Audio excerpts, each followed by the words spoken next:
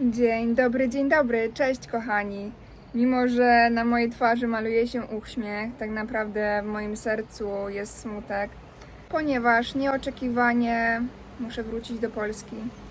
Dzisiaj jest mój ostatni dzień na wyspie Koh Samui, ostatni dzień w Tajlandii. O 20 godzinie mam samolot. Na załatwienie wszelkich formalności miałam dosłownie kilka dni, co wiązało się z ogromnym stresem, ponieważ jestem tutaj sama, mam małego psa. Załatwienie formalności dla psa jest bardzo skomplikowane, ale to Wam opowiem, myślę, że w następnym vlogu, który będzie dotyczył podróży z psem. Streszczając całą tą historię, która się działa w ostatnich kilku dniach, nagle dowiedziałam się, że Rafał nie będzie w stanie wrócić z powrotem do Tajlandii. Sprawy rodzinne, sprawy osobiste zatrzymały go w Europie. W związku z czym podjęliśmy decyzję, że ja również do Europy przylecę. Jesteśmy już osobno 1,5 miesiąca, to jest nasza najdłuższa rozłąka od 3 lat i nie ukrywam, już bardzo za sobą tęsknimy, więc stąd też nasza decyzja. Bilet do Polski miałam kupiony na 27 czerwca. Natomiast okazało się, że niestety bilet, który kupiłam, nie akceptuje psów. To znaczy typ samolotu z Koh Samui do Bangkoku nie akceptuje psów. I dla mnie to była mega szokująca wiadomość, ponieważ dzień przed zakupem tego biletu pojechałam na lotnisko, zapytać się o wszelkie szczegóły dotyczące psów, zapytać się, jakie dokumenty są potrzebne itd. I po zakupie tego biletu napisałam wiadomość mailową do linii lotniczych Bangkok Air, bo tylko takie latają między Samui a Bangkokiem, z informacjami o locie, z moimi informacjami dotyczącymi psa.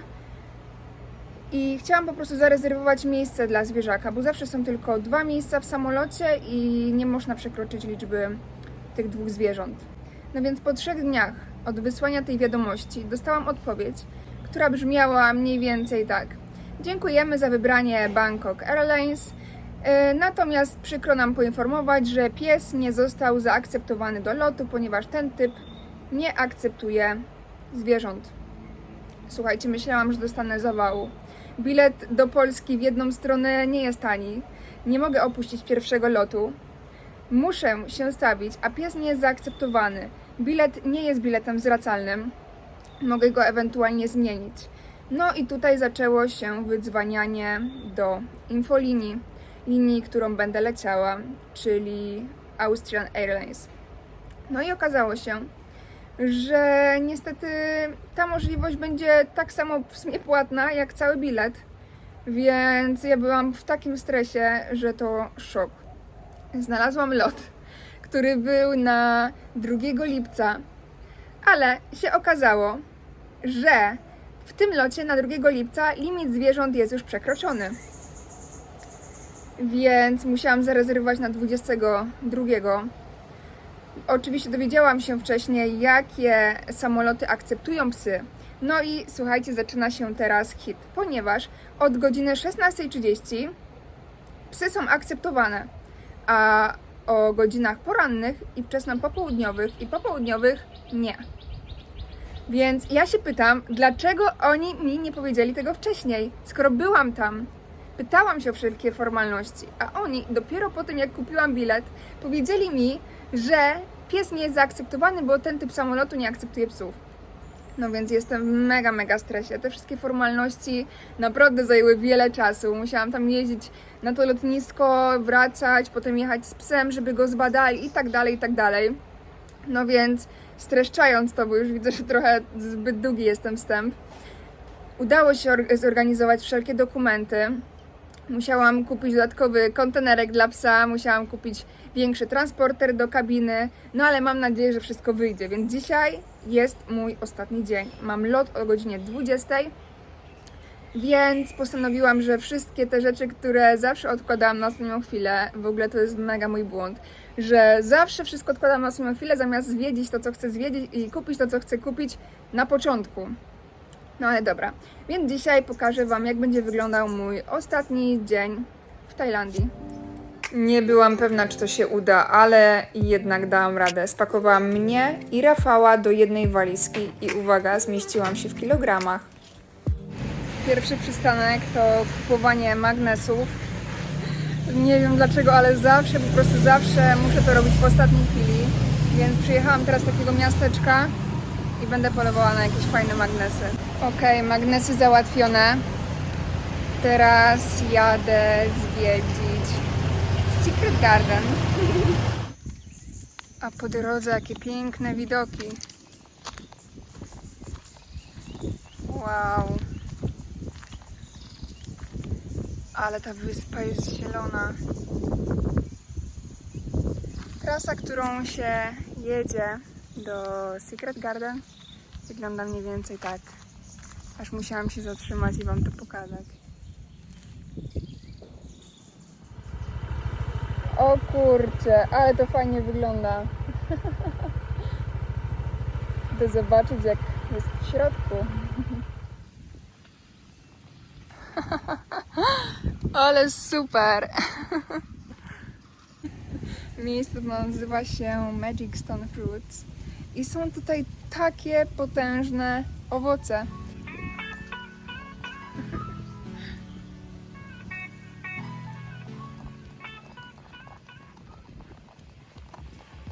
O kurczę, ale jaja.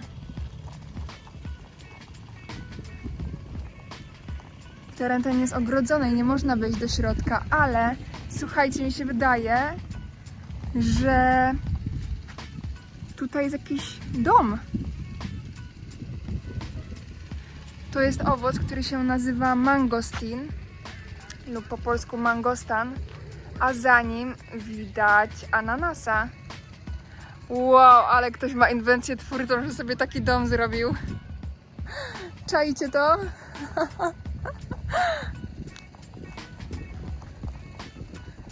Niesamowite.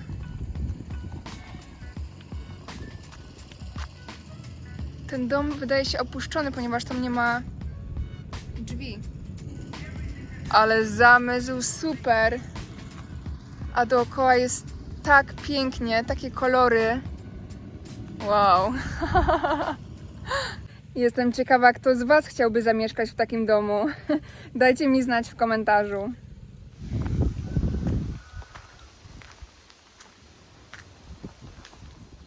Jak to miejsce się nazywa, to szczerze mówiąc nie mam zielonego pojęcia, ponieważ znalazłam je przypadkowo na Google Maps, a nazwa jest po rusku, więc idę zobaczyć, co tutaj może być. Z tego, co zauważyłam, to jest tutaj mnóstwo figur medytujących mnichów. I te figury są tutaj na tym całym terenie, poukrywane w krzakach, bądź tak jak akurat ten na kamieniu przy drodze. Tutaj też jest jakiś taki dom ukryty, ale w tym to absolutnie nie chciałabym mieszkać. Wśród tych wszystkich pająków, węży i komarów.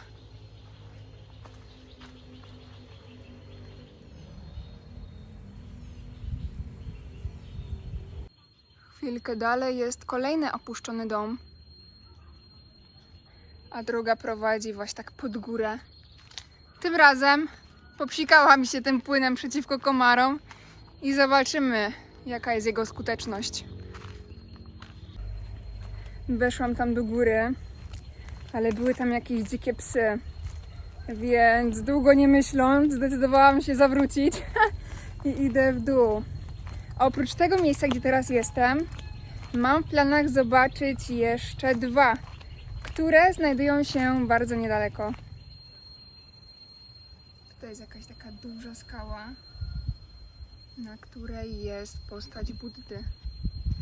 Idąc dalej, tutaj również widać medytujących mnichów. Pójdę z drugiej strony i będzie to na pewno lepiej widoczne.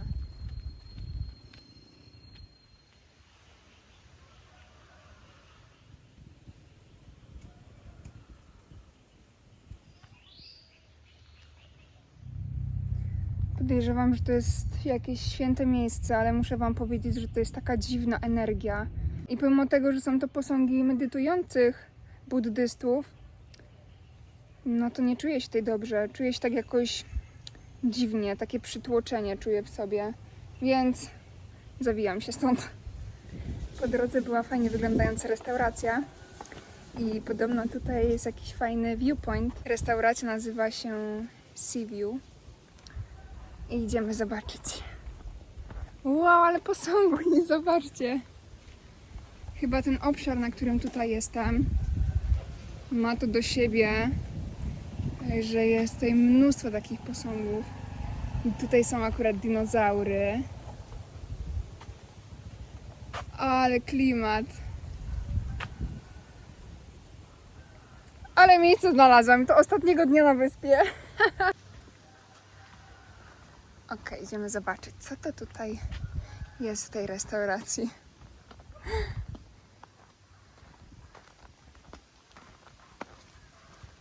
Ale super!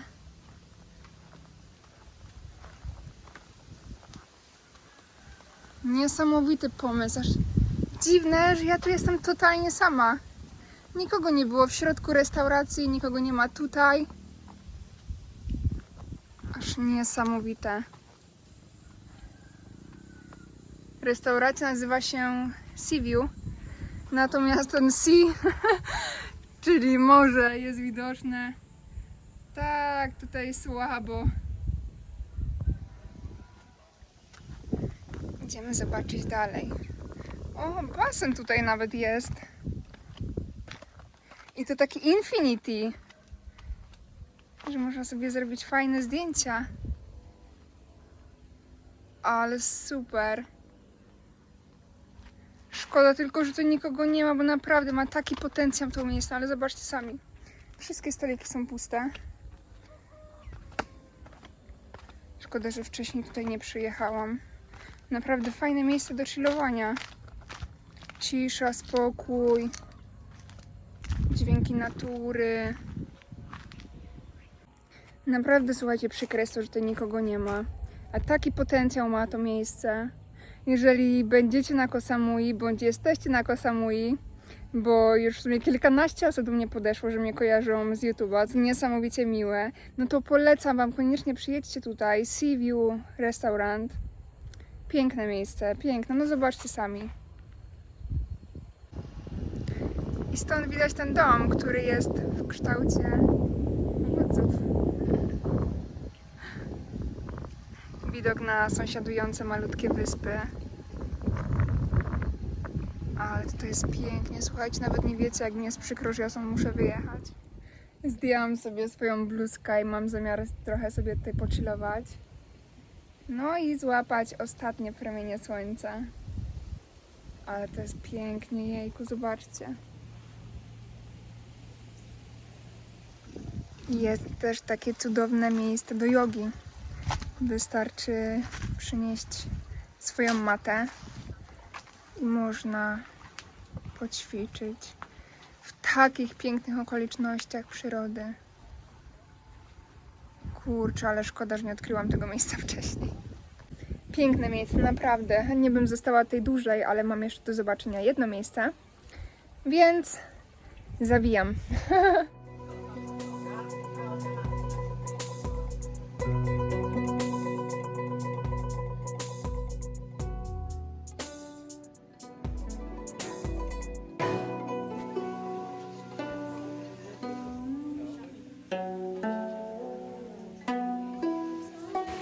Miejsce, w którym jestem teraz, nazywa się Tarnim Magic Garden. Nazywane jest również Secret Buddha Garden. Ale tak naprawdę jest to prywatne terytorium. Te wszystkie budowle zaczął budować jeden mężczyzna w 1978 roku. Mężczyzna ten był farmerem i hodował duriany. W wieku 77 lat postanowił wzbudzić sobie nową pasję i tak oto zaczął tworzyć takie dzieła z kamienia. Tych posągów i tych budynków jest tutaj tysiące. Aż niesamowite, że te wszystkie posągi zbudował jeden człowiek.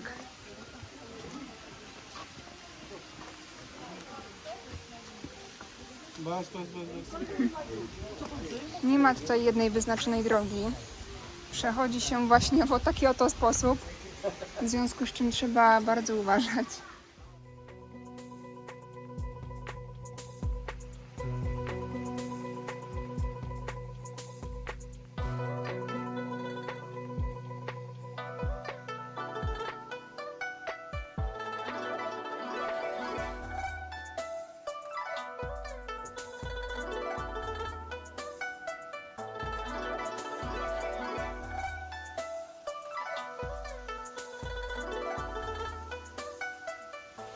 Naprawdę przepiękne, magiczne miejsce, ale czas wracać do domu i dokończyć pakowanie. Jeszcze Wam tylko pokażę, ile tutaj jest samochodów z turystami.